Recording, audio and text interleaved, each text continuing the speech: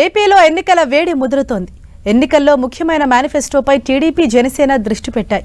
సంక్రాంతికి చంద్రబాబు పవన్ మేనిఫెస్టో విడుదల చేయనున్నారు. ప్రతి చేనుకు నీరు, ప్రతి చేతికి పని, టీడీపీ జనసేన లక్ష్యం పేరుతో ఎన్నికలకు వెళ్లనున్నాయి రెండు పార్టీలు.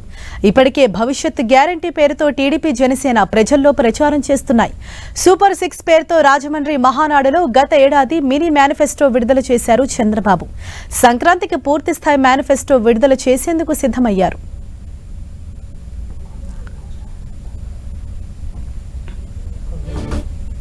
అలాగే సంక్రాంతికి టీడీపీ అభ్యర్థుల తొలి జాబితా విడుదల చేసేందుకు చంద్రబాబు కసరత్తు చేస్తున్నారు. వివిధ సర్వేల నివేదికల ఆధారంగా వడపోత ప్రారంభించింది టీడీపీ అధిష్టానం. పోటీ ఎక్కువగా ఉన్న నియోజకవర్గాల్లో ఐవీఆర్ఎస్ విధానం ద్వారా అభిప్రాయాలు తెలుసుకుంటున్నారు చంద్రబాబు. దాదాపు 90 సీట్లపై క్లారిటీ వచ్చింది.